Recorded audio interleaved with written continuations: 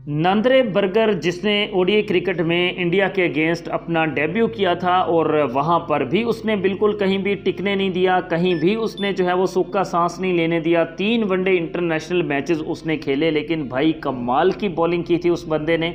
और वो वहां पर बॉल फेंकता था और इतनी क्विकली बॉल निकलता था कि भाई समझ नहीं आता था। लेकिन यहाँ पर टेस्ट क्रिकेट में साउथ अफ्रीका ने 1 नहीं 2 नहीं बल्कि 3 बंदों के डेब्यू करवाए हैं, वो भी माइटी इंडिया के अगेंस्ट। और इसी टीम इंडिया के अगेंस्ट उन्होंने जब अपने नए लड़कों को, यंग लड़कों को लेकर डेब्यू करवाए हैं, उनसे बॉलिंग करवाई है, तो भाई उन लड़कों ने कमाल की परफॉर्मेंस दी है। सिवाय हम ये कह सकते हैं कि एक कागिसो रबाडा के और एक इनका जो बैट्समैन था डीन एल्गर के, ये 2 सीनियर बल्लेबाज थे जिन्होंने परफॉर्म किया।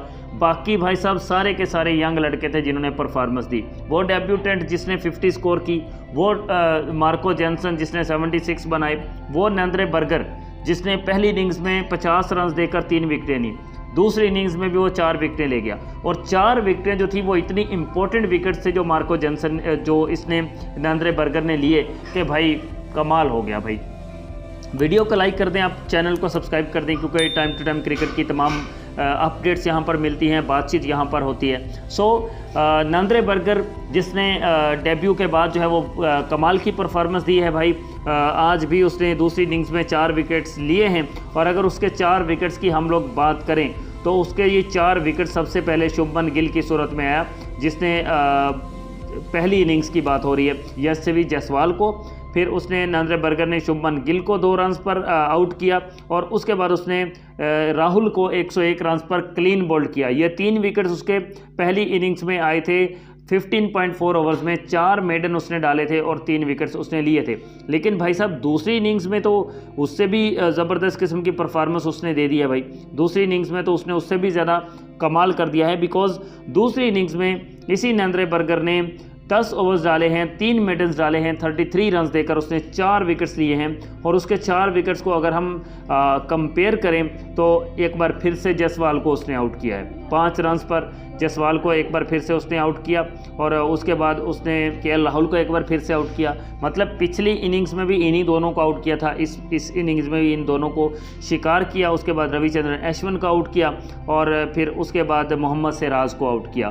तो ये 4 विकेट्स इस इनिंग्स में, 3 विकेट्स पहली इनिंग्स में, इस तरह से कुल मिला के 7 विकेट्स नंद्रे बर्गर ने समेटे हैं। और मैंने साउथ अफ्रीकन की जो फास्ट बॉलिंग है भाई साहब, वो देखकर मैं इतना शॉक्ड रह गया हूँ कि एक भी विकेट किसी स्पिनर के हाथ नहीं आया, एक भी विकेट। और ये कह लें यहाँ पर कि दोनों इनिंग्स में टीम इंडिया उसके साउथ अफ्रीकन्स के 9 खिलाड़ियों का स्कोर नहीं पूरा कर पाई दोनों इनिंग्स में।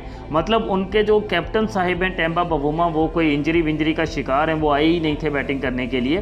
तो उस टेम्बा बवुमा के बैटिंग ना करने की वजह से भी 9 बल्लेबाजों ने टोटल बैटिंग की साउथ अफ्रीका की तरफ से। 9 बल्लेबाजों ने, या यूँ कह लें कि 8 ने या 9 बल्लेबाजों ने टोटल रन जो हैं वो 408 बनाए, जो कि इंडिया की 2 पारियों में मतलब 20 बैट्समैन भी मिलकर उसको नहीं बना सके। और उन 20 बल्लेबाजों में 2 बार रोहित शर्मा, 2 बार विराट कोहली, 2 बार केएल राहुल, 2 बार शुभमन गिल और श्रेयस अय्यर, और इन सब से वो रन नहीं बन पाए।